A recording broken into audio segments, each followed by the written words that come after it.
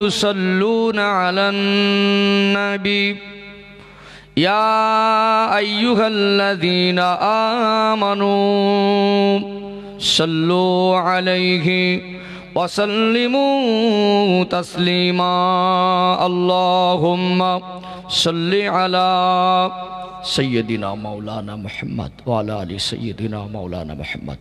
আমরা নামাজে যে দরুদ পড়ি আমার সঙ্গে সবাই একবার পড়েন আল্লাহুম্মা সাল্লি আলা মুহাম্মদ ওয়া আলা আলি মুহাম্মদ কামা সাল্লাইতা আলা ইব্রাহিম ওয়া আলা আলি ইব্রাহিম ইন্নাকা হামিদুম মাজিদ। আল্লাহুম্মা বারিক আলা মুহাম্মদ ওয়া আলা আলি মুহাম্মদ কামা বারাকতা আলা ইব্রাহিম ওয়া আলা আলি ইব্রাহিম ইন্নাকা হামিদুম মাজিদ। সম্মানিত উপস্থিতি, প্যারা হাজেরানে মজলিস, অনুপনগর বালিগ্রাম মাদ্রাসা ইসলামিয়া দারুল উলুম মফিজিয়া এর উন্নতি কল্পে ঐতিহ্যবাহী ঐতিহাসিক ইসালে সাহাবের নির্ধারিত নির্বাচিত সম্মানিত সভাপতি সাহেব, এই মাদ্রাসার সম্মানিত মোহতামিম সাহেব সহ আসাতেজায়ে কেরাম, তোলাবায়ে আজম, হুফাজে কেরাম, হুজ্জাজে কেরাম, সম্মুখ উপবিষ্ট বয়োজ্যেষ্ঠ দিনদার পরহেজগার আল্লাহওয়ালা মুরব্বী বাপজানেরা, আমার সমবয়স্ক বয়কনিষ্ঠ স্নেহের ভাইয়েরা, পর্দার অন্তরালে অবস্থানরতা পর্দানাসীনা শিক্ষিতা ধার্মিকা সম্মানিতা মমতাময়ী আমার মায়েরা বোনেরা, সকলকে জানাই প্রাণ উজাড় করা হৃদয় নিংড়ানো আন্তরিক শুভেচ্ছা ও ভালোবাসা। সকলে সমবেত হয়ে সর্বপ্রথম আল্লাহ পাকের শাহী দরবারে শুকরিয়া জ্ঞাপন করি যে আল্লাহ পাক দুনিয়ার ব্যতিব্যস্ত থেকে নিজেকে আলাদা করে এই পবিত্র কোরআনুল মজলিসে দিন শরিয়াতের জ্ঞান অন্বেষণের উদ্দেশ্যে আমাকে আপনাকে হাজির হওয়ার মতো তৌফিক এনায়েত করেছেন। সে আল্লাহ পাকের শাহী দরবারে কৃতজ্ঞতা প্রকাশে অন্তরের অন্তরস্থল থেকে সম্মিলিত কণ্ঠে প্রাণ ভরে সমস্বরে উচ্চ আওয়াজে বলেন আলহামদুলিল্লাহ। সবাই মিলে প্রাণ ভরে আর একবার বলেন আলহামদুলিল্লাহ। আল্লাহ পাকের প্রশংসার পরপর অসংখ্য দরুদ ও সালাম প্রেরণ করি সর্বকালের সর্বযুগের সর্বশ্রেষ্ঠ মহামানব, যিনি বিশ্ববাসীর জন্য রহমাত, সৃষ্টি জগতের জন্য আল্লাহ জেনাকে রহমাত করে প্রেরণ করেছিলেন, ইমামুল আম্বিয়া খাতামান নবিয়িন সাইয়্যিদুল মুরসালিন রহমাতাল লিল আলামিন। সেই প্রিয় রসুলের পবিত্র রওজা তাহারে দরুদ সালামের ঝর্ণাধারা অজস্র ধারায় বর্ষিত হোক। ভক্তির সঙ্গে বলুন সাল্লাল্লাহু আলাইহি ওয়াসাল্লাম। সম্মানিত উপস্থিতি, আমার পূর্বে আপনারা গুরুত্বপূর্ণ আলোচনা শ্রবণ করলেন। এসেছে আমি অধম গুনাহগার, আপনাদের সন্তানের মতো, ভাইয়ের মতো। আমার জন্য দোয়া করেন আল্লাহ পাক আমার মতো অযোগ্য নাদানকে স্বল্প সময়ের জন্য আপনাদের খেদমতে হাজির করেছেন। এই অযোগ্যতার ভিতর থেকে শরিয়াতের দৃষ্টিকোণ থেকে উপযুক্ত গঠনমূলক আলোচনা সংক্ষিপ্ত আকারে করার মতো তৌফিক দান করেন, বলেন আল্লাহুম্মা আমিন। একদম মেপে কথা বলবো, আপনারা আমার জন্য দোয়া করেন আমি যেন ইখলাসের নিয়তে বলতে পারি, কারণ একজন আলেমের অনেক বেশি দায়িত্ব। আজকে এই মাহফিল ইন্তেজামের পিছনে যে হাফিজে কোরআন বাচ্চাদের দেখছেন, এদেরকে এই হাফিজে কোরআন বানানোর পিছনে ওলামায়ে কেরামদের অক্লান্ত পরিশ্রম মেহনত আছে না নেই?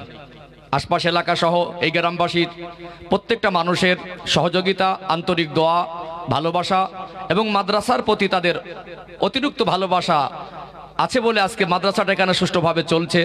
আর তার ফল আপনারা আজকে নিজে চোখে দেখলেন। আল্লাহ পাক এই মাদ্রাসাকে এই গ্রামবাসীর জন্য তথা এলাকাবাসীর জন্য সাদকায়ে জারিয়া হিসাবে কবুল করেন এবং আখিরাতে নাজাতের জারিয়া বানিয়ে দেন, বলেন আল্লাহুম্মা আমিন। অতএব আপনারা এখানে এসেছেন নিশ্চয়ই আল্লাহর জন্য। আপনাদের আগমন যদি আল্লাহর জন্য হয়, আমার সামনে বসেছেন এটা যদি আল্লাহর জন্য হয়, আমার কথাটাও আল্লাহর জন্য হওয়া উচিত বলে আমি মনে করি। এই জন্য আমি আমার দৃষ্টিকোণ থেকে অনেক বেশি শ্রোতা, অনেক বড় মাহফিল, ওটা আমার কাছে বড় মনে হয় না। বাংলাদেশে এক একটা মাহফিলে যাই, সামনে থেকে পিছনে কতটা লোক দেখা যায় না। আমার সামনে যদি একটা মানুষ যদি বসে থাকে, সে যদি আল্লাহর উদ্দেশ্যেই কোরআন বোঝার উদ্দেশ্যে বসে, আর ওই একটা মানুষকে যদি আমি আমার অন্তর থেকে আল্লাহ সন্তুষ্টের উদ্দেশ্যে ইখলাসের নিয়তে দিন পৌঁছে দিতে পারি, ওটা আমার কাছে বড় মনে হয়। এই জন্য আমরা জীবনে অনেক সময় অতিবাহিত করেছি, এখানে আজকে আমরা আল্লাহর জন্য সময় অতিবাহিত করবো। আর আল্লাহ পাক এই মজলিসকে আমাদের জন্য উভয় জগতের কল্যাণ হিসাবে কবুল করেন, বলেন আল্লাহুম্মা আমিন। আমি হক আদায় করতে বসেছি, এই জন্য আপনারা আমার সহযোগিতা করবেন। একটু চোখে মুখে সম্পর্ক থাকলে, অ্যাক্টিভিটি থাকলে কথা বলতে সুবিধা হয়। তো বাস্তবকে সামনে রেখে গঠনমূলক আলোচনার সংক্ষিপ্ত আলোচনার আশা রেখে কোরআনুল কারীম থেকে খুতবার ভিতরে ছোট্ট একটি আয়াতে কারিমা তেলাওয়াত করেছি, তার সাথে সাথে নবী পাকের পবিত্র জবানে বর্ণিত অগণিত হাদিস থেকে ছোট্ট একটি হাদিসের টুকরা পেশ করেছি। এই আয়াতের এবং হাদিস শরীফের সংক্ষিপ্ত ব্যাখ্যা বিশ্লেষণের মাধ্যম থেকে উপযুক্ত আলোচনার একটা বিষয়বস্তু বার করে নেব ইনশাআল্লাহ। সম্মানিত উপস্থিতি, আপনারা জানেন ঘর করতে গেলে ভিত ছাড়া ঘর হয় না। বাংলার মানুষের একটা কঠিন জটিল রোগ, আমরা ওয়াজ শুনে অভ্যস্ত হয়েছি, বুঝে অভ্যস্ত হয়নি, যার কারণে আমরা ওয়াজ শুনতে শুনতে বুড়ো হয়ে যাই, ওয়াজ দিতে দিতে বুড়ো হয়ে যাই। এখনো পর্যন্ত আমরা ইসলাম কি জিনিস সেটা ভালো করে বুঝতে পারি নাই। এই জন্য আমার সামনে যারা বসেছেন, আল্লাহর জন্য যদি আপনাদের বসা হয়, ঠান্ডায় কষ্ট করে বসে আছেন, বিশ্বাস করুন আমি হক আদায় করতে বসেছি। আমার কথাগুলো শোনার সাথে সাথে বোঝার মেজাজ রাখুন, তাতে উপকৃত হওয়া যাবে আশা করা যায় ইনশাআল্লাহ।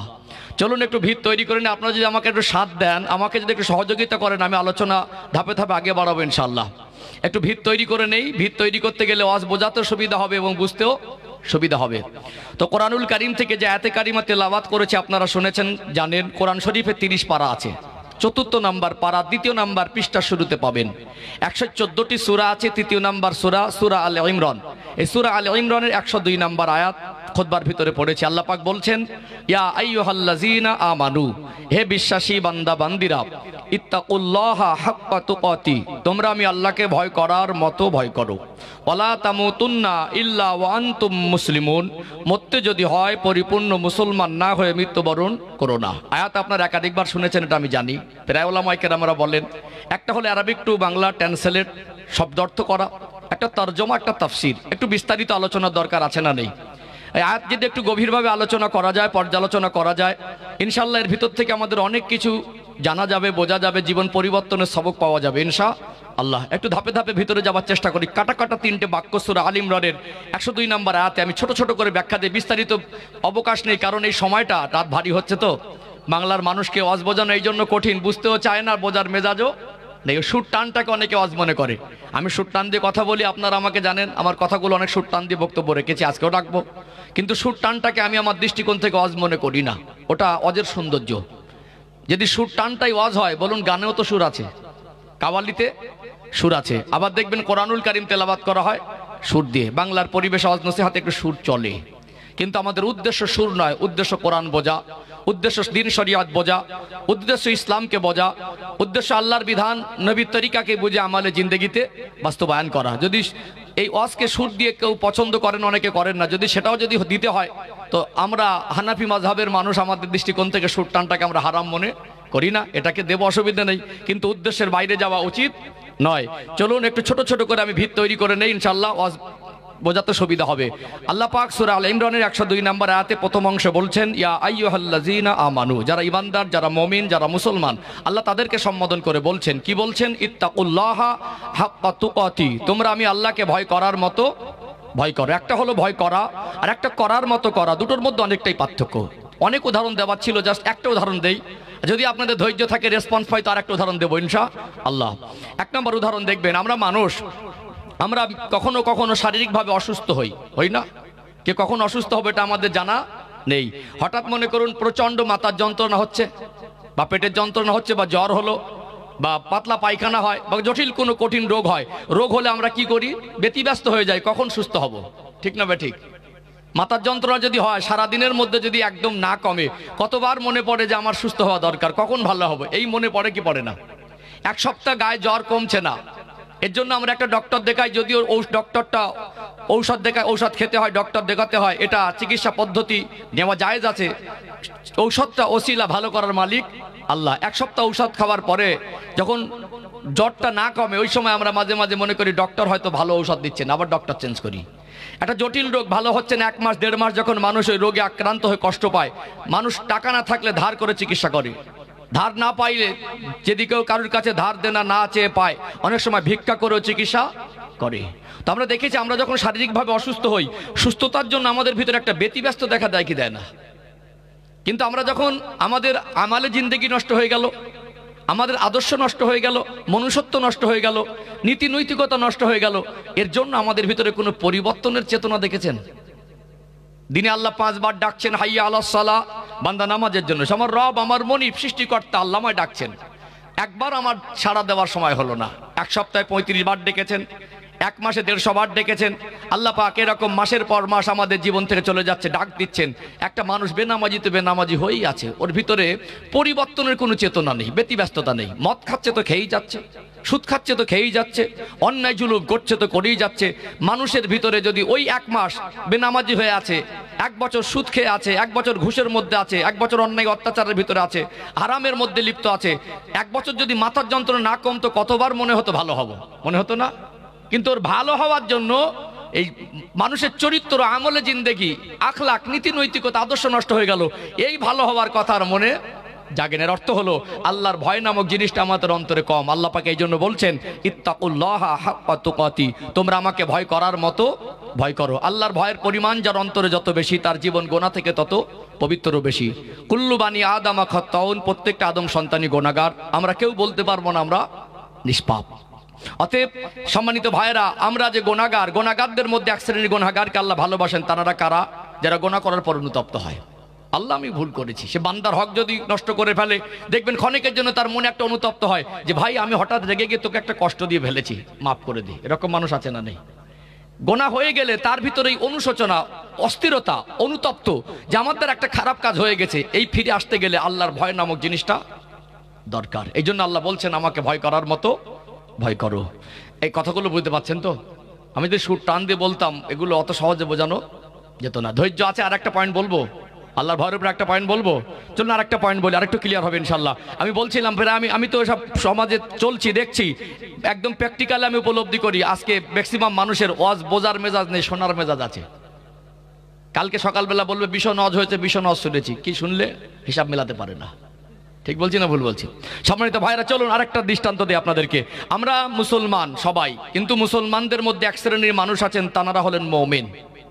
আমরা মুসলমান কিন্তু সবাই মুমিন হতে পারিনি। একজন মুমিন বান্দাকে হাক্কানি আল্লাহওয়ালা বলা যেতে পারে, একজন প্রকৃত আল্লাহওয়ালাকে আমরা মুমিন বান্দাদের অন্তর্ভুক্ত করতে পারি। যখন কোনো নেককার মানুষকে দেখি, শরিয়াতের পাবন্দি চলনেওয়ালা খোদাভীরু মানুষকে দেখি, আমরা বলি লোকটা বুজুর্গ মানুষ, আল্লাহওয়ালা মানুষ, দিনদার মানুষ, পরেশগার মানুষ। এই সমস্ত শব্দ চয়ন দিয়ে তাদেরকে সম্মান করি কি করি না?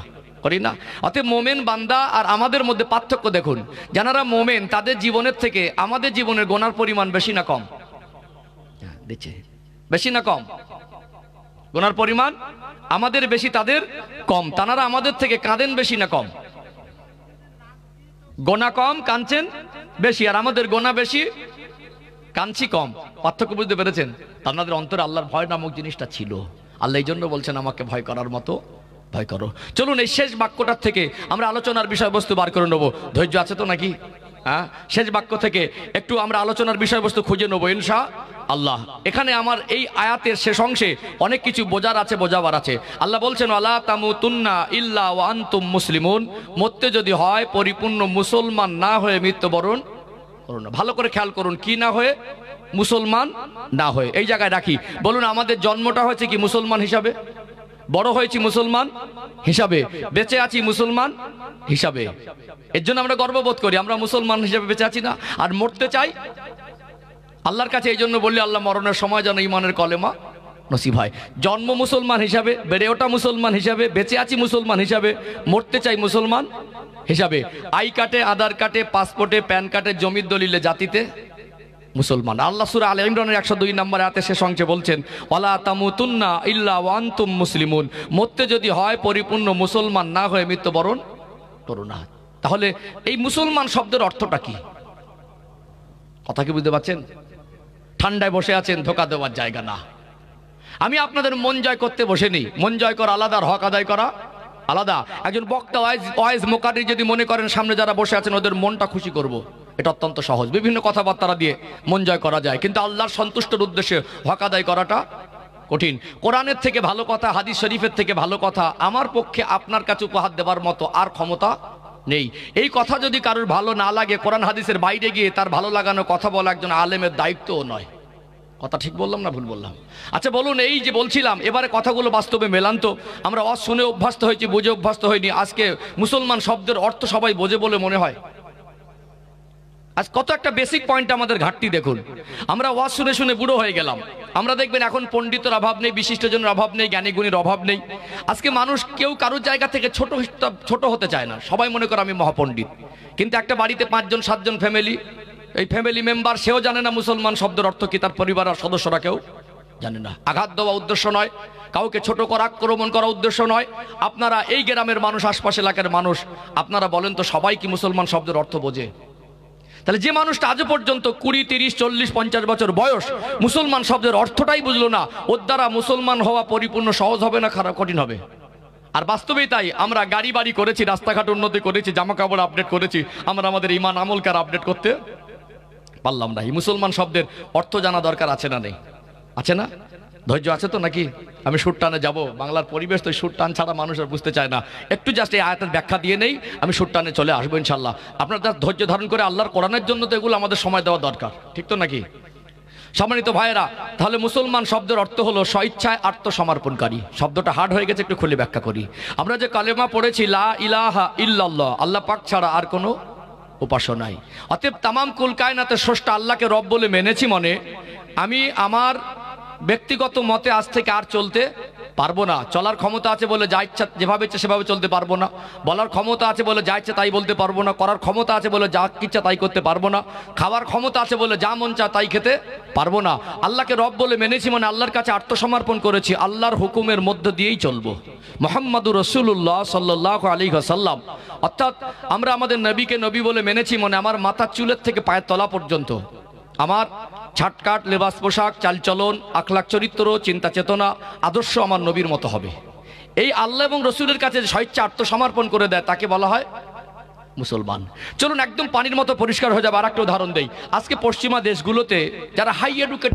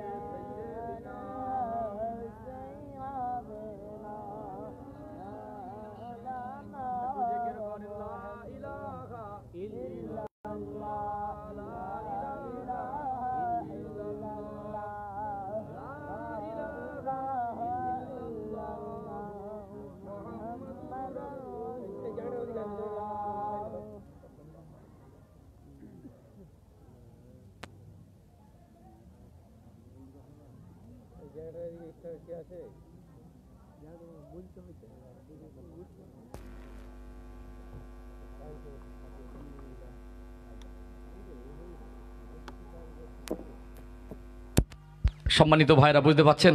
জাস্ট একটু ধৈর্য ধরুন, আমি এসে গেছি আলোচনার মেন পয়েন্টে এসে গেছি। আজকে যারা পশ্চিমা দেশগুলোতে যারা হাই এডুকেটেড পার্সন, একজন গবেষক, একজন ঐতিহাসিকবিদ, একজন ডক্টর, একজন প্রফেসর, এই ক্যাটাগরির মানুষ মুসলমান হচ্ছে না, হয় না। ডক্টর মরিস বুকাইলির মতো একজন বিখ্যাত গবেষক, সে কোরআন শরীফের ভুল খুঁজতে এসে নিজের ভুলটা বুঝতে পেরে ইসলামের আলোয় আলোকিত হয়েছে। তারপরে আমি ইদানিং দেখছিলাম, এখন খবরটা কতটা সত্য ঠিক বলতে পারছি না, রোনালদো বলে একজন খেলার প্লেয়ার আছে, সেও সম্ভবত ইসলামের ছায়াতলে আসার একটা প্রয়াস বা সেরকম কিছু উক্তি সে বলেছে। এটা আমার সোশ্যাল মিডিয়ার মাধ্যমে দেখছিলাম। অতএব আজকে যদি এই মুহূর্তে আমাদের সামনে একজন 50 বছর বয়স্ক খুব শিক্ষিত মানুষ, সে যদি কলেমা পড়ে মুসলমান হয়, আমরা তাকে কি বলবো? মুসলমান বলবো তো? এখন এই যে 50 বছর বয়স্ক একজন শিক্ষিত মানুষ, ও কলেমা পড়ে আজকে আমাদের সামনে মুসলমান হলো মনে, আমরা তাকে মুসলমান বলবো। এই যে 50 বছর তার চলা বলা চিন্তা চেতনা চাল চলন আখলাক চরিত্র একরকম ছিল তো, তাহলে আজ থেকে সে যদি মুসলমান হয়, সে আগে যা খেত তাই খাবে, যা করতো তাই করবে, যা বলতো তাই বলবে, চলবে কি? আগে সুদ খেত সুদ খাচ্ছে, ঘুষ খেত ঘুষ খাচ্ছে, মদ খেত মদ খাচ্ছে। এবার দেখা যাচ্ছে আগের মতো করে কলেমা পড়ে 2 মাস আপনার গ্রামে আছে, তার চলচলনে কোনো পরিবর্তন নেই, শুধু কলেমাটা পড়েছে, আমরা তাকে কি বলবো? লোকটা মুসলমান হয়তো আমাদের সামনে কলেমা পড়েছে, কিন্তু মন থেকে মুসলমান হয়নি। কিন্তু বাস্তব কি জানেন? আজকে যারা মুসলমান হচ্ছে তারা 50 বছর জীবনের চলার অভ্যাসটাকে ত্যাগ করে দিয়ে, ডিলিট করে দিয়ে নতুন করে ইসলামের পথে পথ চলা শুরু করছে। আর আমরা 50 বছর বয়স ধরে জন্ম হয়ে ইসলামের ঘরে, আর জন্ম ইসলাম অবলম্বীর ঘরে, আর 50 বছর আমাদের জীবন থেকে অতিবাহিত হয়ে গেল, আমরা ইসলামের আদেশ নিষেধ মেনে চলতে পারছি না। তাহলে আমাদের কি মনে হয়, খুব সূক্ষ্ম চিন্তাধারা দেখলে মনে হবে আমরা কি মন থেকে মুসলমানের মতো মুসলমান হতে পেরেছি?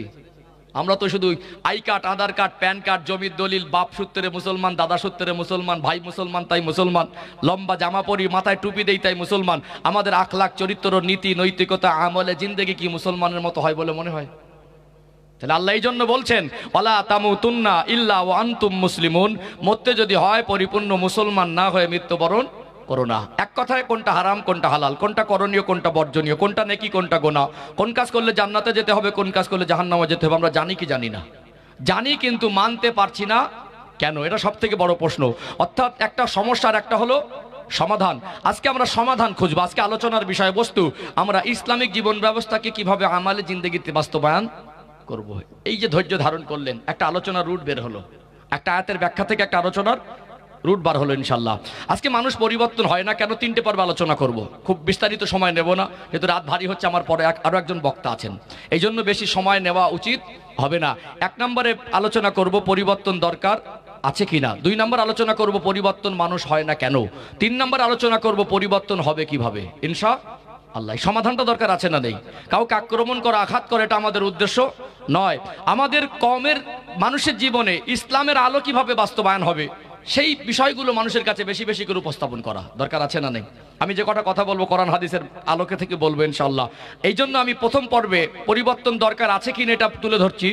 একটা মানুষ, তাকে একজন বক্তা, একজন ওয়াইজিন, একজন হুজুর জোর করে পরিবর্তন করে দিতে পারবে না, সে যদি নিজের থেকে পরিবর্তনের চেষ্টা না করে। যেমন কিনা আজকে আমি এখানে এসেছি, গতকালকে কি আমি এখানে এসেছিলাম? কেন আসিনি? কাল আমার প্রয়োজন মনে করিনি। আগামীকাল আসবো বলে মনে হয়, কেন আসবো না? কাল আমার প্রয়োজন নেই। আজকে এসেছি কেন? আমার প্রয়োজন মনে করে। যতক্ষণ না একটা মানুষ তার নিজের প্রয়োজন মনে করবে, ততক্ষণ না পরিবর্তনের প্রয়োজন তার ভিতরে যদি মনে করতে না পারে, তাকে কেউ জোর করে পরিবর্তন করে দিতে পারবে না। এই পরিবর্তনের চেতনা বাড়াতে হবে, না আমার পরিবর্তন দরকার। যখন তার পিপাসা লাগবে, সে পানির জন্য ছটফট করবে, কোথায় পানি সে অনুসন্ধান করবে, করবে কি করবে না? এই জন্য কোরআন হাদিস দিয়ে দাওয়াত দেওয়াত, এর থেকে উত্তম পন্থা পৃথিবীতে আর কিছু নেই। এই জন্য আমি কোরআন হাদিস থেকে প্রথম পর্বে আলোচনা করি পরিবর্তন দরকার আছে কিনা, তারপরে হয় না কেন, হবে কিভাবে ইনশাআল্লাহ। একজন প্রকৃত মুসলমানের জীবন আদর্শ দিয়ে, একজন সাহাবার জীবন আদর্শ দিয়ে, উদাহরণ দিয়ে, দৃষ্টান্ত দিয়ে সমাপ্ত করবো ইনশাআল্লাহ। একটু তাকবীর দেন তো, না আর এই তাকবীর। মাশাআল্লাহ, ঠান্ডায় এই মানুষগুলো যা আছে আলহামদুলিল্লাহ, এত মন খারাপ করলে কি হবে? একটু আওয়াজ দেন না, না আর এই তাকবীর। আরেকটু ইমানি আওয়াজ দেন, না আর এই তাকবীর, না আর এই তাকবীর। এই পর্যন্ত বুঝতে পেরেছেন? চলুন তাহলে 3টে পর্ব ছোট ছোট আলোচনা করি ইনশাআল্লাহ। কারণ আমি নেমে যাওয়ার সময় প্রত্যেকটা মানুষ আমার সামনে যারা বসেছেন, পরবর্তী সময় বসবেন, যেন হিসাব করে দিয়ে যেতে পারি না আজকে মাহফিল থেকে কিছু পেয়েছি, এইটুকু দরকার আছে। সোনার মানিকেরা, নওজোয়ান তরুণেরা, ও সোনার ময়না যুবকেরা, আব্বারা মায়েরা, কোরআনুল কারীমের সূরা আলে ইমরানের 102 নম্বর আয়াতে আল্লাহ পাক পৃথিবীর মুসলমানদেরকে জানিয়ে দিলেন, ইয়া আইয়ুহাল্লাযীনা আমানু, হে বিশ্বাসী বান্দা বান্দিরা, ইত্তাকুল্লাহা হাক্কা তুকাতি, তোমরা আমি আল্লাহকে ভয় করার মতো ভয় করো। ওয়ালা তামুতুন্না ইল্লা ওয়া আনতুম মুসলিমুন, ওরে আমার বান্দা বান্দি, মরতে যদি হয় পরিপূর্ণ মুসলমান না হয়ে মৃত্যুবরণ করো না।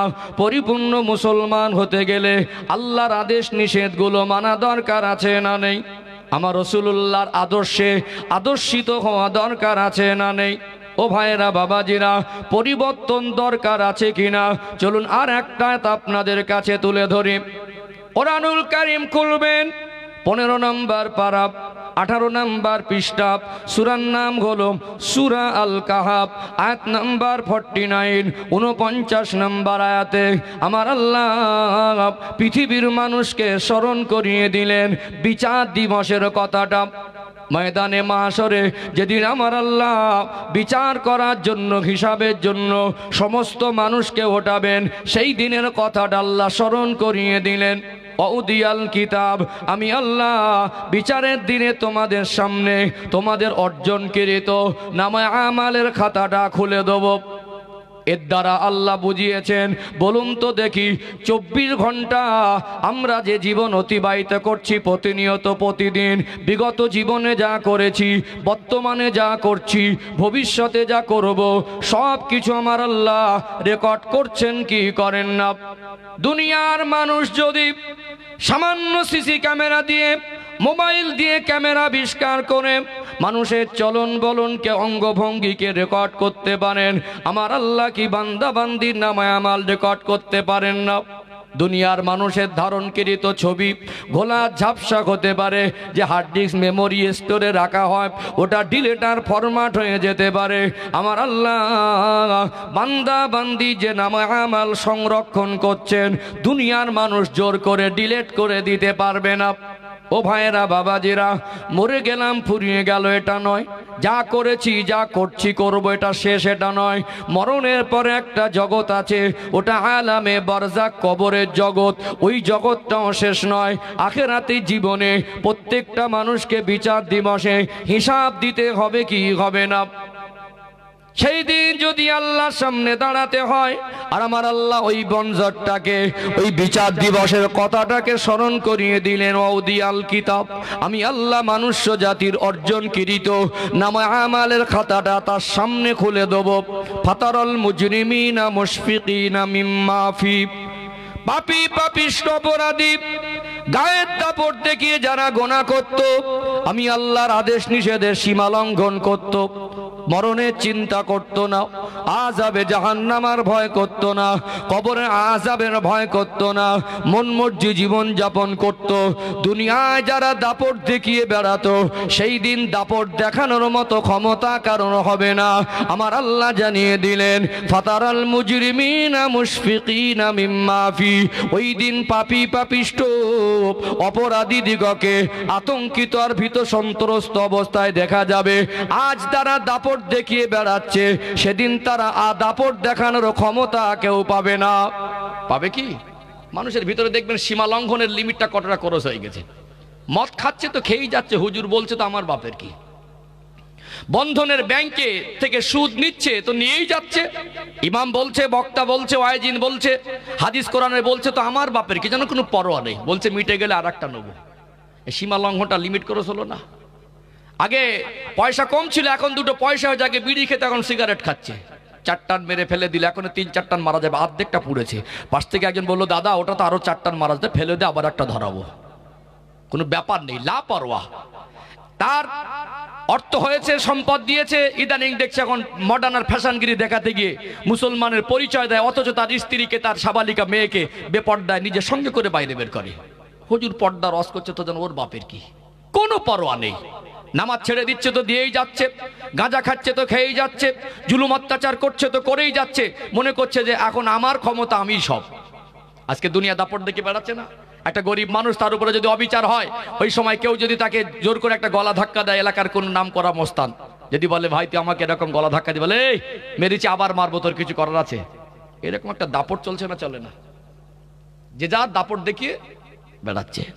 ও ভাইজানেরা, মুর্শিদাবাদ জেলার সোনার মানিক যুবকেরা, আব্বারা মায়েরা, দুনিয়ায় দাপট দেখানো যায়, ময়দানে মাহশরে, কিয়ামতের ময়দানে, বিচার দিবসে সেদিন দাপট দেখানোর ক্ষমতা কারণ হবে না। আমার আল্লাহ জানিয়ে দিলেন, ফাতারাল মুজরিমিনা মুশফিকিনা মিম্মা ফি, দুনিয়ায় যারা দাপট দেখিয়ে গোনা করত, পাপী পাপিষ্ঠ অপরাধী দিগকে সেদিন ভীত সন্ত্রস্ত আতঙ্কিত অবস্থায় দেখা যাবে। ওয়াকুলুনা, আমি আল্লাহ তাদের জবান খুলে দেব, তারা বলতে থাকবে, মালি হাযাল কিতাব, আল্লাহকে আশ্চর্য খাতাব, লা ইউগাদিরু সগীরাতান ওয়ালা কাবীরাতান ইল্লা আহসাহা, ছোট বড় যা করেছিলাম হুবাহু সব তো লেখা আছে। ওয়াজাদু মা আমিলু হাদিরা ওয়ালা ইয়াজলিমু রাব্বুকা আহাদা, আমার আল্লাহ বলবেন, বান্দা বান্দি তুমি যা করেছিলে ওটাই তোমার সামনে পেশ করেছি, তোমার রব কারোর উপরে জুলুম করেন না। ও ভাইয়েরা, বাবাজিরা, এই জীবনের নামায়ে আমাল যদি সেদিন আল্লাহ খুলে দেয়, এই জীবনের হিসাব নিকাশ করে যদি আমার আল্লাহ আমার আপনার জন্য জান্নাত আর জাহান্নাম নির্ধারণ করেন, এই জীবনের হিসাব যদি তিল তিল করে বুঝে দিতে হয়, এই জীবন পরিবর্তন দরকার আছে না নেই? দরকার আছে না নেই? দুনিয়া দেখবেন এক শ্রেণীর মানুষ, তারা পাল্টিবাজি খায়, সকালে একরকম, বিকালে একরকম, আপনার সামনে একরকম আর আপনার পিছনে আর একরকম। অনেকে শুনেছেন গিরগিটে রং পরিবর্তন করে, আমি শুনেছি, চোখে দেখিনি। তো মানুষ যে রং পরিবর্তন করে এটা চোখে দেখা যায়। কে? আজকে দেখুন দুনিয়ার আদালত মনে করে এটাই শেষ। মানুষের জীবনের দুনিয়ার বিচার ব্যবস্থা আদালতটা শেষ আদালত নয়। দুনিয়ার মানুষ বিচারকে নয় ছয় করে দিতে পারে। দুনিয়ার বিচারে ঘুষ খেয়ে বিচারক বিচারের রায়টা পাল্টে দিতে পারে। দুনিয়ার বিচারক কখনো কোনো মানুষের প্রভাবে প্রভাবিত হয়ে বিচারটাকে উল্টো পাল্টা করে দিতে পারে। আল্লাহর আদালতে সেদিন বিচার কোনো রায় এক টিপ এদিক ওদিক করা হবে না। সম্মানিত উপস্থিতি, আজকে বলুন বর্তমান যে অবস্থা, আজকে বহু ভালো মানুষ জেলখানায় আর বহু বড় বড় আসামি ময়দানে বুক ফুলে ঘেরে বেড়াচ্ছে না? বেড়ায় না? বেড়াচ্ছে না? এখন টাকায় তো বিচার হয়, মানুষকে মারধর করে উল্টো তার নামে ক্লেম করা হয়, উল্টো তাকে টাকা খাইয়ে তাকে হ্যারাসমেন্ট করা হয়। হয় কি হয় না? হয় না? ও ভাইজানেরা, সোনার মানিক যুবকেরা, আব্বারা মায়েরা, দুনিয়া এক শ্রেণীর মানুষ আছে দেখবেন, এরা সকালে এক কথা বিকালে এক কথা, আপনার সামনে আপনার প্রশংসা করবে আর আপনার পিছনে আপনার বদনাম করবে। এইরকম দ্বিচারিতা কিছু কিছু মানুষের মধ্যে আছে না নেই? কিছু কিছু মানুষ দেখবেন ইমাম সাহেবের হাতে হাত দিয়ে সালাম দিয়ে মিষ্টি সুরে মোসাফা করে, হুজুর আপনার গলাটা খুব ভালো, আপনি বয়ান করেন খুব ভালো, আপনার পিছনে নামাজ পড়ে তৃপ্তি পাওয়া যায়। আবার ওই মুসল্লিটা গিয়ে ওই ইমামের পিছনে সমালোচনার বদনামে ব্যস্ত হয়। এরকম কিছু মানুষ আছে না নেই? দুনিয়ায় দু নম্বরই করে, দুনিয়ায় মিথ্যা বলে চিটিংবাজি করে ধোকাবাজি করে অভ্যস্ত এক শ্রেণীর মানুষ। যেদিন আমার আল্লাহ বিচার দিবসে, সেই দিন আমার আল্লাহ নামে আমাল খুলে দেবে, সেদিন এক শ্রেণীর মানুষ বলবে আল্লাহ এগুলো আমরা করিনি। দুনিয়া যেরকম পয়সা খাইয়ে করে বলেছিল আমি করিনি, সেদিন মনে করেছে যাক কোন রকমে যদি পার হয়ে যাওয়া যায়। আমার আল্লাহ বিশ্বের মানুষকে সতর্ক করে দিলেন, ওরে দুনিয়ার মানুষ, দুনিয়ায় চিটিংবাজি আর ধোকাবাজি করা যায়, দুনিয়ার বিচারটা নড়চড় হয়, এটা দুনিয়া নয়, এটা হলো বিচার দিবসের দিন, হাসরের ময়দান। সূরা ইয়াসিন বলে কোরআন শরীফ একটি সূরা আছে না নেই? সূরা ইয়াসিনের 65 নম্বর আয়াতে আমার আল্লাহ ওই চিটিংবাজ ধোকাবাজদেরকে সতর্ক করে দিলেন, দুনিয়ায় কথা দিয়ে কথা পাল্টি খেয়ে উল্টো কথা বলে দাও, আজকে বিচার দিবসে তোমরা যদি অস্বীকার করো, আমার আল্লাহ সূরা ইয়াসিনের 65 অর্থাৎ 65 নম্বর আয়াতে জানিয়ে দিলেন, আল ইয়াউমা নাখতিমু আলা আফওয়াহিহিম ওয়া তুকাল্লিমুনা আইদিহিম ওয়া তাশহাদু আরজুলুহুম বিমা কানু ইয়াকসিবুন। আমার আল্লাহ বলবেন যেদিন যারা নিজের গুনাহ করার পরে অস্বীকার করবে আল্লাহ এগুলো করিনি, আমার আল্লাহ বলছেন আল ইয়াউমা নাখতিমু আলা আফওয়াহিহিম, আমি আল্লাহ আজকে তোমাদের জবানে মোহর মেরে দেব, জবানটা বন্ধ করে দেব। ওয়া তুকাল্লিমুনা আইদিহিম, আমি আল্লাহ তোমাদের হাতের জবান খুলে দেব, আমার আপনার হাত সেদিন জবান খুলে কথা বলবে। ওয়া তাশহাদু আরজুলুহুম, পা সেদিন আল্লাহর সঙ্গে কথা বলবে, আমাদের কৃতকর্মের সাক্ষী দেবে। ওয়া তাশহাদু আরজুলুহুম বিমা কানু ইয়াকসিবুন। ও ভাইরা বাবাজিরা, যে হাত পায়ে ব্যথা লাগলে, যে হাত পায়ে কেটে গেলে নিজের হাত পা মনে করে ব্যথা যন্ত্রণা নিজেরই লাগে, আমার আপনার শরীরের অঙ্গ প্রত্যঙ্গগুলো যদি সেদিন আল্লাহর দরবারে আমার আপনার বিরুদ্ধচারণ করে, আমার আপনার গুনার সাক্ষী দেয়, এই জীবন আল্লাহর বিচারের দিনে পার পাওয়ার জন্য, আযাবে জাহান্নাম থেকে মুক্তি পাওয়ার জন্য, কবরে আযাব থেকে বাঁচার জন্য পরিবর্তন দরকার আছে না নেই? দরকার আছে না নেই?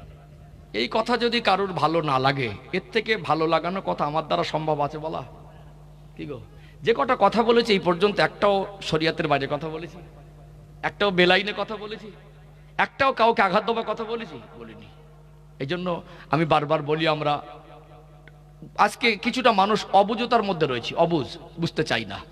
কিছু কিছু মানুষের এরকম মেজাজ হয়ে গেছে যে আমার মনের মতো যদি হয়তো শুনবো না, হতো শুনবো না। তোমার মনের মতো মনে কে, তোমার যদি গান শুনতে মন চায় তাহলে গান শোনাতে হবে, গানটা একেবারে হারাম হবে। কিছু কিছু মানুষ ওই গানের মতো করে গজল বলছে, হাঁকু দেন না।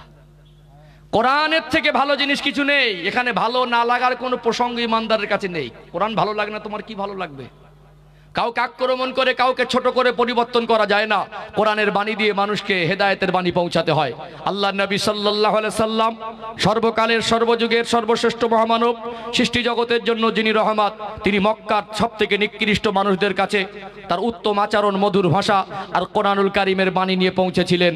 আমার আল্লাহ কোরআনুল কারীমের বরকতে বড় বড় নিকৃষ্ট কাফেরদের অন্তরটাকে নরম করে দিয়েছেন। বলুন সুবহানাল্লাহ। এই জন্য আমার এখানে দায়িত্ব কোরআনের বাণী আপনার কাছে পৌঁছে দেওয়া। চলুন, আমি প্রথম পর্ব আলোচনা করছিলাম যে পরিবর্তন দরকার আছে কি না। যতক্ষণ না আপনি আপনার নিজের ভিতরে এই জিনিসটা তৈরি করতে পারবেন আমার পরিবর্তন দরকার, আমি পরিবর্তন হব, এই দরকার যতক্ষণ না মনে করবেন ততক্ষণ না আপনাকে জোর করে কেউ পরিবর্তন করে দিতে পারবে না। যেমন আজকে আমার মনে হয়েছে আমাকে আজকে যাওয়া দরকার, আজকে এখানে আসা দরকার, এই জন্য আমি এখানে এসেছি। আর যদি দরকার মনে না করতাম আমাকে দেখা যাওয়ার কথা। আজকে মানুষ জানে করা দরকার, কিন্তু ওই মানুষটা তার মনের মধ্যে এই জিনিসটা তৈরি করতে পারেনি যে আমাকে নামাজ পড়া দরকার, আমাকে পর্দা করা দরকার, আমার সুদ ঘুষ থেকে বেরিয়ে আসা দরকার, অন্যায় অত্যাচার থেকে জীবন পবিত্র করা দরকার, আল্লাহকে ভয় করে আল্লাহর আদেশ নিষেধ নবীর আদর্শ আদর্শিত হওয়া দরকার। এটুকু মানুষ মুখে স্বীকার করলে মনের মধ্যে তৈরি করতে পারেনি। চলুন আর একটা আয়াত তুলে ধরে আরেকটু ক্লিয়ার হবে ইনশাআল্লাহ। ধৈর্য আছে তো নাকি? ও ভাইজানেরা, সোনার মানিক যুবকেরা, আব্বারা মায়েরা, কোরআনুল কারিমে 114টি সূরা আছে। 67 নম্বর সূরা 29 পারার শুরুতে সূরা মুলক বলে একটি সূরা আছে না নেই? সূরাতুল মুলক খুব বেশি বড় সূরা নয়, পড়তে বেশি, তেলাওয়াত করতে খুব বেশি 5 থেকে 6 মিনিট সময় লাগবে। প্রসঙ্গ এসেছে সূরাতুল মুলকের ফজিলাত একটু বলে দেই। নবী আমার সাহাবায়ে কেরামদেরকে জানিয়ে দিয়েছিলেন, ও আমার সাহাবীরা, দুনিয়ায় মানুষ যখন আল্লাহ এবং রসুলের কথা মতো চলবে, নেক কাজ করবে, ওই নেককার মানুষটা মারা যাওয়ার পরে কবরটা তার জন্য যেমন জান্নাতের টুকরা হয়ে যাবে। দুনিয়ায় যারা আল্লাহর হুকুমের সীমা লঙ্ঘন করবে, ইসলামের আদেশ নিষেধ মেনে চলবে না, ওই গুনাহগার নাফরমান মানুষটা মরে যাওয়ার পরে তার কবরটা জাহান্নামের টুকরা হবে কি হবে না?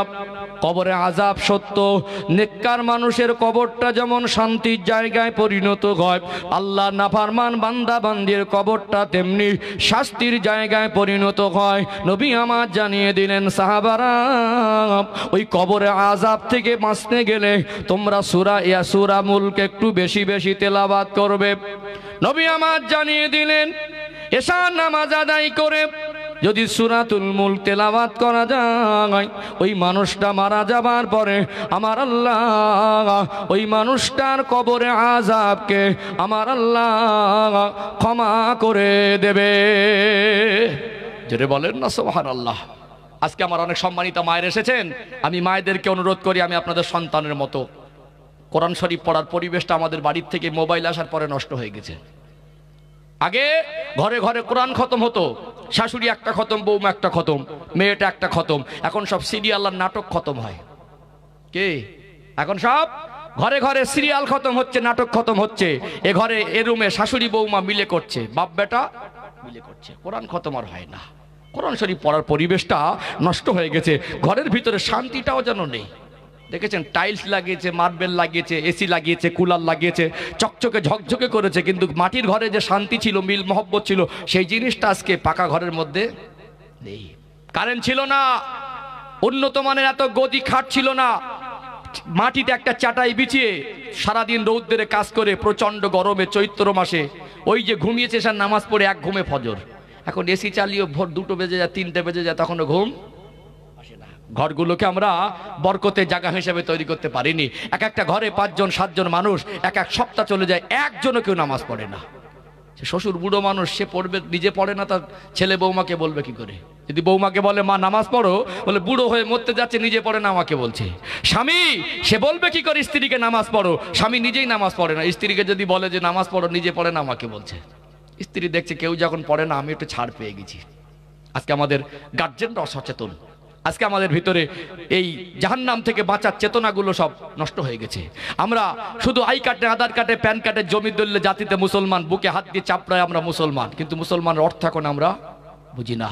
মুখে মুখে শুধু দাবি করলে হবে না, আমালে জিন্দেগিটা আল্লাহ এবং রসুলের কথা মতো পরিচালিত করতে হবে।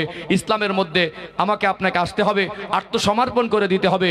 আল্লাহ যে কথা নিষেধ করেছেন ওর বাইরে যাওয়া যাবে না, আল্লাহ যেটা করতে বলেছেন সেটা ছেড়ে দেওয়া যাবে না। আল্লাহ আমাদের বোঝার মতো তৌফিক দান করেন, বলেন আল্লাহুম্মা আমিন। চলুন আমি আর একটা আয়াত তুলে ধরি। ভাইয়েরা একটুখানি আল্লাহর জন্য বসেন। দুনিয়ায় তো ব্যস্ততা, আমরা সবাই কি সব যে যার কাজে ব্যস্ত না? সারা জীবন মরণের আগ পর্যন্ত ব্যস্ততা কমবে না। যে কাজ করে না সেও ব্যস্ত, বলে কোথায়? বলে এক জায়গায় যাচ্ছি। কোথায় যাচ্ছি? বন্ধুদের সঙ্গে ঘুরতে যাচ্ছি, ওটাও কাজ মনে করে। কি কোথায় যাচ্ছি? ঘুরতে। গল্প করছে, কোথায় আছে এখন? ব্যস্ত, ফোনটা রাখ। কি করছিস? না এখন একটু জরুরি কথা বলছি। কিচ্ছু না, ফালতু কথা, বন্ধুদের সঙ্গে। আমরা সবসময় যদি মনে করি সময় বার করব, আমরা ইচ্ছা করলে বার করতে পারি। কালকে আপনাকে আর কেউ ডাকবে না। কালকে আপনার যদি মন চায় কোরআনের বাণী শুনবো, এইরকম মজলিসে, এই পরিবেশে আপনি এখানে এসে ঘুরলেও এই জায়গাটা আর পাবেন না। এই জন্য সময়কে কাজে লাগাতে হয়, সময়কে কাজে লাগাতে। চলুন এই যে সূরাতুল মুলকের 2 নম্বর আয়াতটা একটু ক্লিয়ার করি। যে আমি প্রথম পর্বে আলোচনা করছিলাম পরিবর্তন দরকার আছে কি না। ও ভাইজানেরা, সোনার মানিক যুবকেরা, আব্বারা মায়েরা, সূরাতুল মুলক বলে একটি সূরা আছে। 114টি সূরার মধ্যে সিরিয়াল অনুযায়ী এটা 67 নম্বর সূরা। সূরাতুল মুলকের 2 নম্বর আয়াতে আমার আল্লাহ জানিয়ে দিলেন, আল্লাযী খলাকাল মাউতা ওয়াল হায়াতা লিয়াবলুয়াকুম আইয়ুকুম আহসানু আমালা। আমি আল্লাহ হায়াত আর মউতের মাঝে তোমাদেরকে একটা সময় দিয়েছি, লিয়াবলুয়াকুম আইয়ুকুম আহসানু আমালা। আমি আল্লাহ দেখতে চাই তোমরা কতটুকু ভালো কাজ করে আসতে পারো। ও ভাইয়েরা, বাবাজিরা, আল্লাহ হায়াত আর মউত দিয়ে আমাদের সৃষ্টি করেছেন।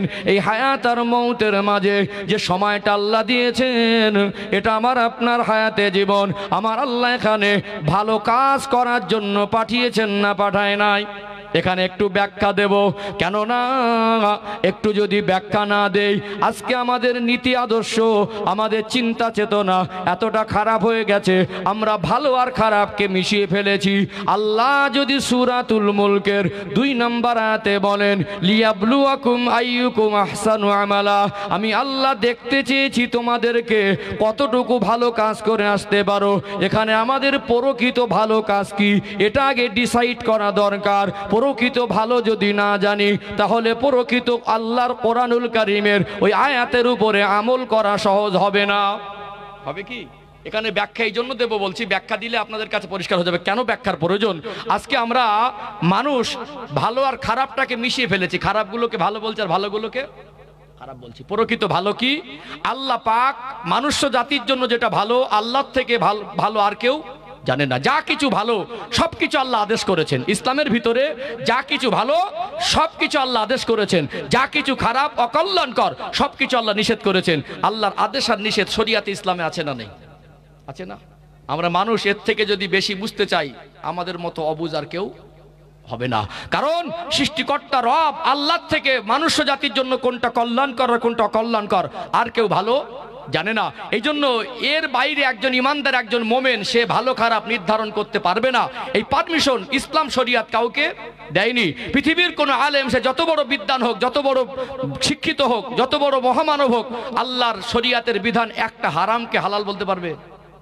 আল্লাহ যেটা খারাপ মনে করেছেন, আল্লাহ যেটা অকল্যাণকর মনে করেছেন, আল্লাহ সেটা নিষিদ্ধ করে দিয়েছেন। ওখানে পৃথিবীর কেউ ওটাকে জোর করে ভালো বা হালাল জায়েজ বলে দিতে পারবে না। আল্লাহ যেটা আদেশ করেছেন ওটাকে হারাম বলাও যাবে না। মোমেন মুসলমানের জন্য আল্লাহর আদেশ নিষেধটাই ভালো আর খারাপ বলে শিরোধার্য। কথা ঠিক না বেঠিক? আল্লাহর কথার পাশাপাশি আমার রসুলের আদেশের এই নিষেধটাও এটা শরিয়াতের মধ্যে আল্লাহ শামিল করে দিয়েছেন। বলুন সুবহানাল্লাহ। রেফারেন্স সহ কথা বলতে পছন্দ করি। কোরআন শরীফ সূরা আল হাসর 7 নম্বর আয়াত 28 নম্বর পারার 5 নম্বর পৃষ্ঠার মিডিল পয়েন্টে পেয়ে যাবেন। আল্লাহ পাক বলছেন, ওমা আতাকুমুর রাসূলু ফাখুযুহু ওমা নাহাকুম আনহু ফান্তাহু। আমার নবী যেটা তোমাদের আদেশ করেন ওটাকে তোমরা ধরো, আমার নবী যেটা নিষেধ করেন ওটাকে তোমরা বর্জন করো। আল্লাহর কথা মানার পাশাপাশি আমার রসুলের কথাগুলো মানার আদেশ আল্লাহ দিয়েছে না দেয়নি? অর্থাৎ আল্লাহ এবং রসুলের কথায় যেগুলো ভালো এগুলো ভালো, আল্লাহ এবং রসুলের কথায় যেগুলো খারাপ এগুলো মানুষ জাতির জন্য খারাপ। এর বাইরে আমরা যা ভালো খারাপ মনে করব ওটা আমাদের জন্য ভালো আর খারাপ বলে কোনোদিন সীমাবদ্ধ হবে না। কিন্তু আমরা এই আল্লাহর এই আয়াতের উপরে, ইসলামিক জীবন ব্যবস্থার উপরে আমরা অটল থাকতে পারিনি। এখন আমরা সব আমাদের মতো ভালো মন্দ বিচার করছি। চলুন ছোট ছোট করে 3-4টি উদাহরণ দেই, ইনশাআল্লাহ ক্লিয়ার হয়ে যাবে ইনশাআল্লাহ। ও ভাইজানেরা, সোনার মানিক যুবকেরা, আব্বারা মায়েরা, মানুষের জন্য যত কল্যাণকর জিনিস আছে সব আল্লাহ আদেশ করেছেন, যত অকল্যাণকর জিনিস আছে সব আল্লাহ নিষেধ করেছেন। কিন্তু আমরা বুঝেও আমাদের মতো করে ভালো মন্দ নির্ধারণ করছি কিনা, আমাদের আমাল জিন্দেগিতে কি পরিমাণে ঘাটতি এসেছে একটু বাস্তবে মিল করা দরকার আছে না নেই? বাস্তব তুলে ধরে বোঝানো দরকার আছে না নেই? আজকে দেখবেন আল্লাহ দয়াময় একজন পুরুষ মানুষকে সংসারের জন্য নিয়ামত স্বরূপ করেছেন না করেন নাই? দেশে যদি কাজ না হয় বিদেশে চলে যায়, ঠান্ডায় গরমে বর্ষায় রোদে। একটা পুরুষ মানুষ বিবিকে ভালো রাখার জন্য, বাচ্চাকে ভালো রাখার জন্য, বাবা মাকে ভালো রাখার জন্য 6 ঘন্টা 8 ঘন্টা কষ্ট পরিশ্রম করে কি করে না? ও ভাইয়েরা, বাবাজিরা, এত কষ্ট করে 8 ঘন্টা রোদে কাজ করে এসেছে, সিমেন্টের বস্তা মাথায় নিয়ে একতলা থেকে দোতলায় ওঠা, মাটি কোপানো কাজ করা, মুটিগিরি ভ্যান চালানো কাজ করা, কত কষ্টের কাজ। ওই কষ্ট করে বাড়ি ফেরে গেঞ্জিটা নিংড়ালে টপ টপ করে ঘাম বের হবে। ছেলেটা যদি বলে আব্বা পয়সা দান, একটা জামা কিনবো বা একটা গেঞ্জি বা প্যান্ট কিনবো, ওই কষ্টের টাকাটা সন্তানকে ভালো মন্দ পরিয়ে আব্বার মনে তৃপ্তি হয় কি হয় না? ওই কষ্টের টাকাটা 100% হালাল। ছেলেটার বয়স 18 থেকে 20 বছর, বাবার হালাল টাকা নিয়ে মার্কেটে চলে গেল। এখন ফ্যাশন আর মডার্নগিরি দেখাতে গিয়ে একটা পোশাক কিনেছে, পোশাকটার দাম করা ব্র্যান্ডেড কোম্পানির পোশাক, কাপড়ের কোয়ালিটি আর মানটা ভালো, কিন্তু ওই কাপড়ে যদি কোনো জীবজন্তুরের ছবি থাকে বা খেলোয়াড় বা প্লেয়ারের ছবি থাকে, টাকা যত বেশি হালাল হোক, কাপড়ের কোয়ালিটি যত ভালো হোক, ওটা শরিয়াত ইসলামে যদি জায়েজ না হয়, ওই ভালোর মূল্য কবরের হাসরে কি 1 পয়সা কোনো মূল্য আছে?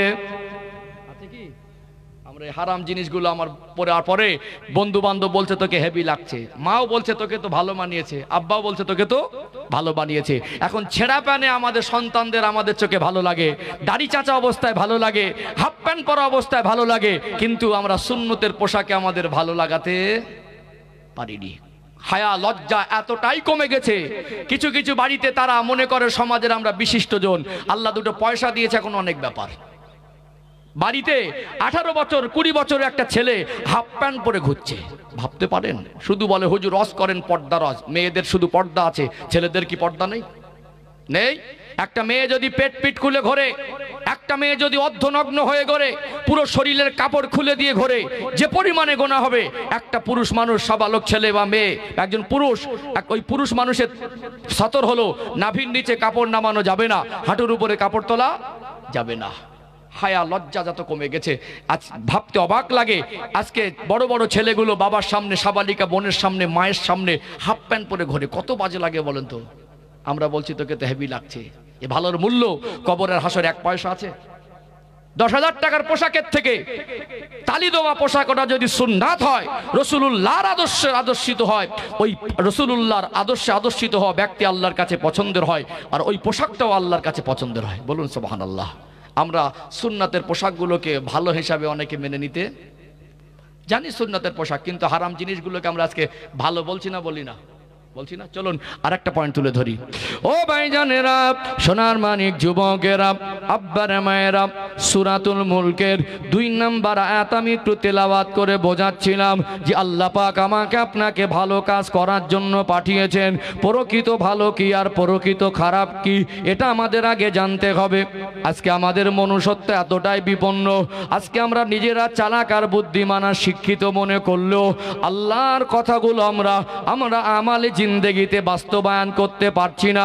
আল্লাহর পছন্দটা একজন মোমেনের পছন্দ হবে, রসুলুল্লাহর পছন্দটা একজন মোমেনের পছন্দ হবে। আমার আল্লাহ যেটা অপছন্দ করেন, আল্লাহ যেটা হারাম ঘোষণা করেছেন, ওটা মোমেন মুসলমানের কাছে ঘৃণার হওয়া দরকার ছিল কি ছিল না? আজকে বিয়ে বাড়িগুলো দেখবেন কতটা আপডেট করে ফেলেছে। বরযাত্রী হিসাবে ছেলেদের সাথে সাথে মহিলারা যাচ্ছে না, যায় না, 50-50 হয়ে গেছে। একটা বাবার 2টো সন্তান, একটা ছেলে একটা মেয়ে। দেখবেন ওই ছেলেটার বিবাহের সময় মেয়েটার 18 থেকে 20 বছর বয়স, ছেলেটার বয়স 24 বছর। মেয়ের মা বলছে আমার একটা ছেলে আর একটা মেয়ে, আমার ছেলের বিয়েতে কেউ না গেলে আমার মেয়ে যাবে। কি বলছে? কেউ না গেলে আমার মেয়ে যাবে। বিয়ে বাড়ি যাবে তো এখন, আগে বিয়ে বাড়িতে একটু গান নাচ হতো। ওলামায়ে কেরামেরা, মসজিদের ইমামরা, বক্তা ওয়াইজিনরা যখন প্রতিবাদ করলো গান নাচ করা যাবে না, বেহায়াপনা বেড়ে যাচ্ছে, বাড়িতে গানটা বন্ধ করলে গাড়িতে কিন্তু বন্ধ হয়নি। সাবালিকা মেয়েগুলো যেভাবে বেহায়াপনা, উলঙ্গপনা হয়ে, বেপর্দা হয়ে বিয়ে বাড়িতে যাচ্ছে, ভাবতে অবাক লাগে। 2 পক্ষের কত বিশিষ্ট মানুষ আছে সমাজে, এত বিদ্যান, এত জ্ঞানী গুণী, ওখানে হারাম কাজ হলে 2 পক্ষের কারোর কোনো প্রতিবাদ দেখেছেন? দেখেননি, বরং মেয়েটা সাবালিক 18 বছর বয়স, বাবাকে বলছে পয়সা দাও, পুরনো জামাটা পরে বিয়ে বাড়ি যাওয়া যাবে না। আব্বার কাছ থেকে 5,000 টাকা নিয়ে একটা পোশাক কিনলো, যে পোশাকটা শরীরের সঙ্গে টাইট ফিট। 50 বছরের দাদুর সামনে 18 বছরের যুবতী মেয়ে পোশাকটা পরে, তখনও মাথায় ওড়না নেই, পেটে পিঠে ভালো করে কাপড় নেই, একটা স্কিন টাইট পোশাক পরে দাদুকে বলছে, দাদু কালকে তুমি বরযাত্রী হিসাবে যাবে, আমিও যাব, কিরকম লাগছে বলো তো? দাদু হেসে ফেলে বলছে, তোকে তো হেভি লাগছে। মানে কালকে যাবে, আজকে পরে টেস্ট করে দেখছে কেমন লাগে। দুলা ভাই কিরকম লাগছে? দুলা ভাই বলছে হেভি লাগছে। খালাতো ভাই কিরকম লাগছে? হেভি লাগছে। খালাতো ভাইয়ের চোখে যদি হেভি লাগে, মা বলছে হেভি লাগছে, দাদু বলছে হেভি লাগছে। কালকে ওই পোশাকটা তো পর্দার হক আদায় হয় না, ওটা তো পর্দার পোশাক নয়, শরীরের সঙ্গে টাইট ফিট, মাথা ওড়না নেই। এখন আবার মানে বিউটি পার্লার থেকে সাজসজ্জা করে এসে বিয়ে বাড়ি খেতে যাচ্ছে, পরপুরুষের চোখে কিরকম লাগবে? অতএব যে পোশাকগুলো শরিয়াত ইসলামে হারাম, ওগুলো বাবা মার চোখে হেভি লাগছে, দাদুর চোখে হেভি লাগছে, বড় ভাইয়ের চোখে হেভি লাগছে, দুলা ভাইয়ের চোখে হেভি লাগছে। এই হারামগুলোকে আমরা ভালো বলে চালিয়ে দিচ্ছি না, দেই না? দিচ্ছি না? চলুন আরেকটা পয়েন্ট তুলে ধরবো, অসুবিধা হচ্ছে নাকি? চলুন আরেকটা পয়েন্ট তুলে আরেকটা ক্লিয়ার হবে ইনশাআল্লাহ। ও ভাইজানেরা, সোনার মানিক যুবকেরা, আব্বারা মায়েরা, আজকে দেখবেন মানুষের ভিতরে একটা প্রতিযোগিতা হচ্ছে। রাস্তা দিয়ে যাবেন, রাস্তার ধারে কত সুন্দর ডিজাইন করা ঘর বাড়ি, আজকে প্রতিযোগিতায় নেমেছে কে কত ভালো করে ঘর বানাতে পারে। আফসোস, মানুষ এই প্রতিযোগিতায় নামিনি কে কত সুন্দর করে নামাজ পড়তে পারে। মানুষ এই প্রতিযোগিতায় নামিনি কার আখলাক চরিত্রও কত ভালো হয়। মানুষ এই প্রতিযোগিতায় নামিনি কে কত বেশি রসুলুল্লাহর মতো আদর্শবান হতে পারে। যদি মুখেও না বলে, তারপরে দেখবেন বাড়ির পাশে একটা মানুষ যদি ঘর করে, ওর প্রতিবেশী যখন ওর বাড়ির পাশে ঘরের ভিতটা দেয়, মনে করে ওর থেকে ডিজাইন কালার নকশা বেশি করব। রাস্তা দিয়ে যাবেন, কত সুন্দর ডিজাইন নকশা করা ঘর বাড়ি, ওই রাস্তার ডিজাইন করা ঘর বাড়িগুলো দেখে মনে হয় কত সুন্দর সুন্দর ডিজাইন। মানুষের চোখে যত ভালো লাগুক, ওটা যদি অবৈধ জায়গায় নির্মাণ করা হয়, ওই ঘর নির্মাণের অর্থ সুদ আর ঘুষ আর লটারির টাকায় যদি হয়, দুনিয়ার মানুষের চোখে যত ভালো লাগুক, ওই ভালোর মূল্য কবরের হাসরে কি 1 পয়সা কোনো মূল্য আছে? কি বলছিলাম, আমরা যা ভালো মনে করি সবটা প্রকৃত ভালো না। আর আল্লাহর কাছে যেটা পছন্দের, আল্লাহ যেটা ভালো মনে করেন, সেই ভালোকে আমরা এখনো অনেকে ভালো বলে মেনে নিতে পারি না। চলুন লাস্ট পয়েন্ট, এখানে আরেকটু গুরুত্বপূর্ণ পর্যায়ে উঠে আসবে। যেহেতু শিক্ষা প্রতিষ্ঠানের জলসা, তো একটু টাচ রেখে কথা না বললে একটু বেমানান হবে। এখানে দায়িত্ব আমার বটে, কথা ঠিক না বেঠিক? ও ভাইজানেরা, সোনার মানিক যুবকেরা, আব্বারা মায়েরা, আজকে মানুষের মধ্যে ভালো আর মন্দ আছে না নেই? সবাই বলেন আছে না নেই? যে আল্লাহর কাছে ভালো, ওই মানুষটাকে মুমিন মুসলমানের অন্তর থেকে শ্রদ্ধা করা দরকার ছিল কি ছিল না? যে নবীর আদর্শে আদর্শিত হয়েছে। কিন্তু আজকে আমরা মানুষের ভালো মন্দর মানদণ্ডের বিচার করি অর্থের নিরিখে। ওই মানুষটা যদি খোদাভীরু হয়, আল্লাহকে অধিক ভয় করে, ওই মানুষটা বিরিয়ানি খাবার আশা করে না লটারির টাকা দিয়ে, সুদ ঘুষের টাকা দিয়ে, বটলোকের মাল আত্মসাৎ করে 5 তলা বিল্ডিং বানিয়ে আরামের ঘুম পছন্দ করে না। হালাল রুজি উপার্জন করে ভ্যান চালিয়েও তালপাতার ছাউনির নিচে ঘুমিয়ে একবেলা অনাহারে থেকে ওই ডাল ভাতটা খেলেও হালাল খায়। এরকম মানুষ আছে না নেই? আজকে দুনিয়ায় দেখবেন, আজকে যে সমস্ত মানুষের আমাদের সমাজে আর্থিক দিক থেকে দুর্বল, ভালো গাড়ি নেই, ভালো বাড়ি নেই, ভালো জামা কাপড় নেই, লোকটার আদর্শ যত ভালো হোক, লোকটা যত বড়ই দিনদার হোক, ওই মানুষটার পয়সা নেই বলে সমাজে ওর দাম দেওয়া হয় না। যে মানুষটার পয়সা আছে, তার ব্যাকগ্রাউন্ড ভালো না, তার আদর্শ ভালো না, এক সময় চুরি করত, এক সময় অন্যের দরজা ঠেলতে গিয়ে ধরা পড়েছিল, ওই মানুষটার যদি পয়সা হয়, আজকে সমাজের মানুষ তাকে বাবু বলে সম্বোধন করে কি করে না? করে কি করে না? সব মানুষকে খারাপ বলছি না, কিছু কিছু মানুষ দেখবেন আজকে যার পয়সা হয়ে যায় তাকেই আমরা সম্মান করি। কিন্তু একজন নবীর আদর্শ আদর্শিত একজন মানুষ, খোদাভীরু একজন মানুষ, নামাজি একজন মানুষ, হালাল রুজি উপার্জনকারী একজন মানুষ, ওটা আল্লাহর কাছে ভালো হলেও ওই মানুষটাকে আমরা ভালো বলে সম্মান করতে পারি না। কোথাও বেড়াতে যাবেন, গিয়ে দেখবেন যে হঠাৎ কথায় কথা উঠলো, আপনার বাড়ি কোথায়? আপনি বলবেন মুর্শিদাবাদ জেলায়। নাম করলো অমুক এলাকায় একজন নাম করা মানুষ আছে, চেনেন? যদি লোকটার পয়সা থাকে, ও হারামখোর হলেও বলবো ও লোকটা তো আমাদের আত্মীয় হয়, খুব পরিচিত, প্রায় দেখা হয়, ভালোবাসে, অথচ ওর সঙ্গে কিরকম চেনা পরিচয় নেই, ঢাল বানায়। আর যদি আপনার বাড়ির পাশে কোনো নিকটস্থ আত্মীয় গরিব হয়, যদি বলা হয় লোকটাকে চেনেন, চিনতে পেরে বলবো চেনা চেনা লাগছে, থাকলে থাকতে পারে, মানে গরিব বলে পরিচয় দিতে চায় না। কথা ঠিক বললাম না ভুল বললাম? সম্মানিত ভাইরা, আশ্চর্য লাগে, অবাক লাগে। এটা আমাদের এমন কন্ডিশনের ভিতর থেকে চলছে, এমন সিচুয়েশনের ভিতর থেকে চলছি, আজকে আমরা আমাদের মনুষ্যত্বকে আপডেট করতে পারিনি। বাড়িতে এখন তো পয়সার বলে সব অনুষ্ঠান, স্ত্রীর জন্মদিনে সেখানে অনুষ্ঠান, কেউ জন্মদিন পালন করার রীতিনীতি শরিয়াত ইসলামে নেই। এখন সব ফ্যাশন আর মডার্নগিরি দেখাতে গিয়ে অন্য ধর্মাবলম্বীদের কালচারগুলো পয়সার বলে ঘরে সব চালু করছে। স্ত্রীর বার্থডে, ছেলের বার্থডে, মেয়ের বার্থডে, আবার কি অ্যানিভার্সারি না কি বলে, বিবাহ বার্ষিকী, কি বিবাহ বার্ষিকী হচ্ছে। এখন বাড়ির পাশে গরিব মানুষ, চাস্তো ভাই হয়, রক্তের সম্পর্ক, পয়সা নেই বলে দাওয়াত করিনি, দূর থেকে পাক্কা পাক্কা হারামখোর পয়সা আছে বলে ওদের দাওয়াত করেছে। ঠিক বললাম না ভুল বললাম? চলো না একটা পয়েন্ট বলি আজকে। বলুন তো, আপনারা সবাই জানেন পৃথিবীতে আমার নবী আলেমদেরকে তার ওয়ারিস বলেছেন না বলেননি? কাকে বলেছে? আলেমদেরকে। আমরা সবাই জানি পৃথিবীতে সব থেকে দামি কিতাব হলো কোরআন শরীফ। আমরা জানি আল্লাহ রাসূল সাল্লাল্লাহু আলাইহি সাল্লাম বলেছেন, খায়রুকুম মান তাআল্লামাল কুরআনা ওয়া আল্লামা, তোমাদের মধ্যে ওই ব্যক্তি সব থেকে উত্তম যে কোরআন শরীফ নিজে শেখে আর অপরকে শিক্ষা দেয়। অর্থাৎ কোরআন শরীফ শেখা, কোরআনের জ্ঞান অর্জনকারীর থেকে দামি কেউ নেই। আর কোরআনের জ্ঞান দেনেওয়ালা, কোরআনের জ্ঞান বন্টন করা, কোরআনের শিক্ষা দেনেওয়ালার থেকে এত দামি আর কেউ নেই। আমরা তো নির্বোধ, আমাদের বুদ্ধি তো হাঁটুর নিচে উপরে উঠতে চায় না। আমরা মনে করি যে 4টে সূরা মুখস্থ করা এটাই মনে হয় কোরআন শেখার শেষ। আমরা মনে করি কোরআন মুখস্থ করলে কোরআন শেখার সময় শেষ। আমরা মনে করি কোরআন শরীফের 4টে আয়াত মুখস্থ করেছি মানে দেখে পড়তে পারি বলে কোরআন পড়ার শেখা শেষ। কোরআন শরীফের প্রত্যেকটা অর্থ, কোরআন শরীফের প্রত্যেকটা আয়াত নিয়ে গবেষণা করে শিক্ষার শেষ পর্যন্ত পৌঁছানো অনেকটা কঠিন। ঠিক বলছি না ভুল বলছি? আজকে ভিন্ন ধর্মাবলম্বীরা তারা ইসলামকে ধ্বংস করার জন্য পৃথিবীর ইতিহাসে সর্বশ্রেষ্ঠ কিতাব যালিকাল কিতাবুল লা রাইবা ফি, ভুল তো দূরের কথা, সন্দেহের অবকাশ নেই, এই কিতাবটাকে নিয়ে তারা রিসার্চ করছে, গবেষণা করছে কিভাবে ইসলামকে ধ্বংস করা যায়। ইন্না নাহনু নাযালনা যিকরা ওয়া ইন্না লাহু লাহাফিজুন। আমার আল্লাহ বলছেন, আমি আল্লাহ কোরআনকে নাজিল করেছি, আর এই কোরআনুল কারীমকে হেফাজতের দায়িত্ব আমি আল্লাহ নিজে গ্রহণ করেছি। আজও পর্যন্ত কোরআনুল কারীম একটা সেন্টেন্স, একটা বাক্য, একটা শব্দ, একটা ওয়ার্ড কেউ পরিবর্তন করতে পারেনি, কিয়ামত পর্যন্ত পারবেও না। আশ্চর্যকর একটা বিষয়, পৃথিবীর মানুষের কাছে এটা অত্যন্ত বড় একটা নিদর্শন। আল্লাহ পাক আমার রাসূলকে ৩৫০০ অধিক মুজিজা দিয়েছিলেন, অন্যান্য নবীদের মুজিজা দিয়েছিলেন। নবীদের ওফাতের পরে তাদের মুজিজা শেষ হয়ে গেছে। আল্লাহ আমার রাসূলের উপরে যে মুজিজা দিয়েছিলেন শ্রেষ্ঠতম একটা অন্যতম মুজিজা হলো কোরআনুল কারীম। আমার নবীর ওফাত হলেও মুজিজাটা পৃথিবীতে এখনো বিদ্যমান আছে।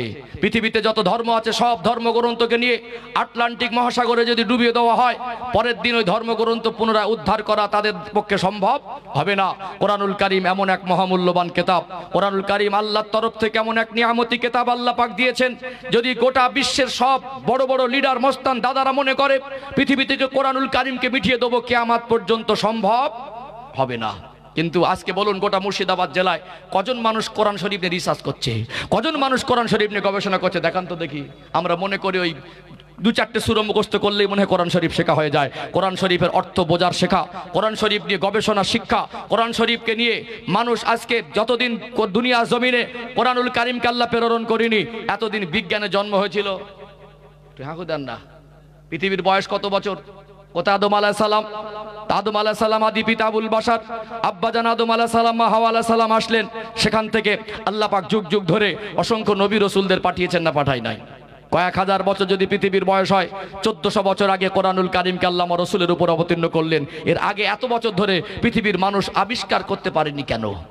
যদি কোরআন না আসতো, বিজ্ঞানের বাপদাদা 14 পুরুষের জন্ম হতো না। আমরা কোরআনুল কারীমের শিক্ষককে, কোরআনুল কারীমের ছাত্রদেরকে আমরা মূল্যায়ন করতে পারি না। আজকে বলুন তো, আজকে আমাদের চিন্তাধারা কোথায় গেছে?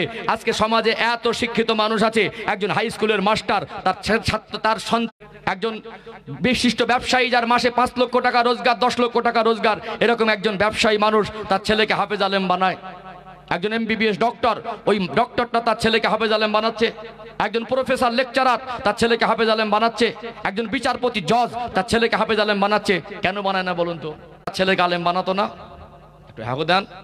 একজন বিশিষ্ট ব্যবসায়ী তার সন্তানকে আলেম বানাতো না? এখন যদি বলা হয় যে একটা ভালো আলেম আছে, আপনার মেয়ের সঙ্গে বিবাহ দেবেন, কি করে বলো? মাদ্রাসায় পড়ায় না, মসজিদে ইমামতি করে। বলে আমার 1.5 লাখ টাকা সংসার চলে না, আমার মেয়ের ভাত দিতে পারবে না। একজন ডক্টর যদি একজন মাস্টারের ছেলের সঙ্গে মেয়ের সঙ্গে বিবাহ সম্বন্ধ ঠিক হয়, মাস্টার মশাই তার ছেলের সঙ্গে একজন ডক্টরের মেয়েকে বিয়ে দেবে। ডক্টর জিজ্ঞাসা করবেন, আপনি তো মাস্টার ঠিক আছে, আপনার ছেলে কি করে? যদি বলে ইমামতি করে, ও 8,000 টাকা বেতনও চলবে না, ছেলে চলবে না। কথা কি বুঝতে পেরেছেন? এই সমাজে সব থেকে আলেম সম্প্রদায়ের অবদান বেশি। এরা মুখ বুঝে আল্লাহর জন্য আখেরাতে চিন্তা করে আজও পর্যন্ত কমের জন্য যা করে, সব থেকে এই সমাজে আলেমদের অবদান বেশি। যদি টোটাল মাদ্রাসা বন্ধ করে দেওয়া হয়, আলেম তৈরি করা বন্ধ করে দেওয়া হয়, ঈমান বাঁচিয়ে রাখা সম্ভব হবে না। সম্মানিত ভাইয়েরা, একজন ডক্টর যেমন তার সংস্পর্শে একজন নার্স থেকে 70 বছর নার্সগিরি করে MBBS ডক্টরের সমান হতে পারে না, ঠিক তেমনি একজন আলেমের সমতুল্য কোনো মানুষ ওয়াজ শুনে শুনে কোনোদিন হতে পারবে না। ভালো করে বুঝবেন।